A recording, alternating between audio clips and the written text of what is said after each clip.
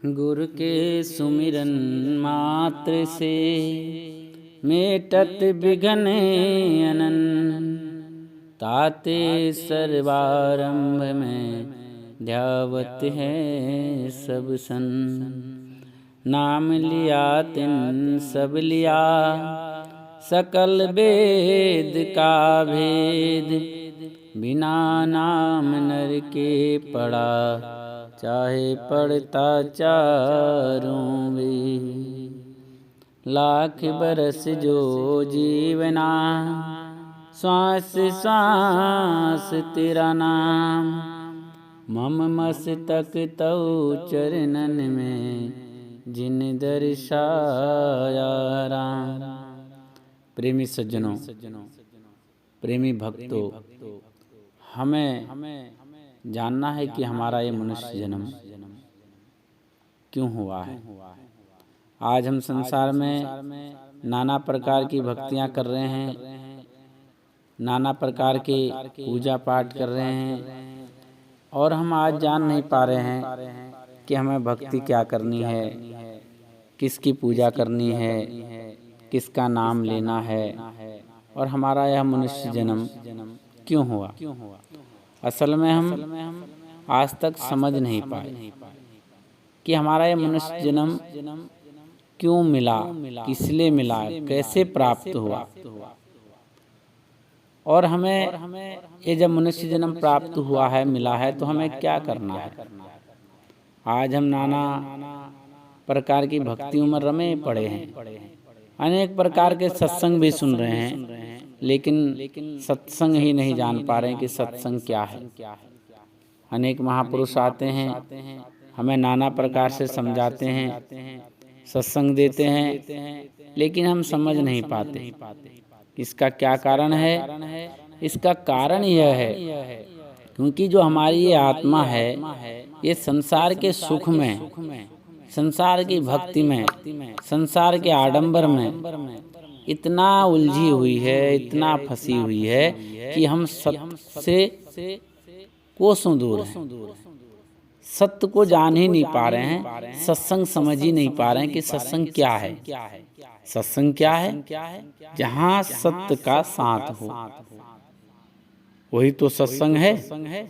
अब हमने सत्संग किसको माना? इस संसार के लोगों ने सत्संग किसको मान लिया? चार लोगों का आपस में बैठ करके बातचीत करना, चाहे वो किसी प्रकार की बातचीत कर रहे हों, चाहे वो बीड़ी पी रहे हों, चाहे वो जुआ खेल रहे हों, चाहे कुछ भी वो कर रहे हों, आपस में झुंड बना करके बैठ गए और चर्चा करने लग गए, तो लोगों ने उसी को सत्संग कह दिया।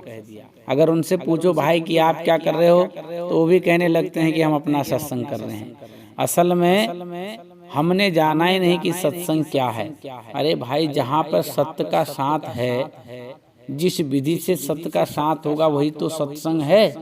अब हम सत्य को जाने कैसे, सत्य है क्या, ये बड़े समझने की बात है। सत्संग क्या है? जहाँ सत्य का साथ हो। और वो सत्य कहाँ है, वो कैसे मिलेगा? वो सत्य कहीं दूर नहीं, वो हमारे पास में है। इसीलिए तो हम आज बोल रहे हैं, इसीलिए हम चल फिर पा रहे हैं। ये आवाज, ये शब्द उसी सत्य के कारण तो निकल रही है। वो एक ऐसी पावर है, ऐसी अदृश्य शक्ति है जो हमारे अंदर समाई हुई है, वही तो सत्य है। अब उसको जो जना दे, जो उसका साथ करा दे, तभी तो सत्संग होगा। लेकिन हम नहीं जान पा रहे हैं, हमें आज तक सत्संग का अर्थ पता नहीं। अपने अपने मन गढ़ंतों से, अपनी अपनी भावनाओं से हमने सत्संग की भी परिभाषा लिख दी है। असल में सत्य को जानना, सत्य का साथ करना ही सत्संग है। और वो सत्य कहाँ है? वो सत्य हमारे पास है, हमारे अंदर है, हमारे पास मौजूद है। जिस सत्य के कारण हम चलायमान हैं, जिस सत्य के कारण हमारी ये बॉडी, हमारा यह शरीर चल फिर रहा है, दुनिया के सारे काम कर रहा है, ये किसकी पावर है? उस सत्य की ही पावर है। लेकिन हम इसको जान नहीं सकते। क्यों? क्योंकि हमारे अंदर अंधकार भरा पड़ा हुआ है। कैसा अंधकार? अज्ञानता का। और इसको कौन जनाते हैं? इसको सद्गुरु जनाते हैं। सद्गुरु क्या करते हैं? इसकी राह बता देते हैं, इसको पाने का तरीका बता देते हैं। जब हम सद्गुरु के पास जाते हैं तो वो हमको इसे सत्य से अवगत करा देते हैं, इसको जना देते हैं, और तब हम इसका साथ करने वाले होते हैं।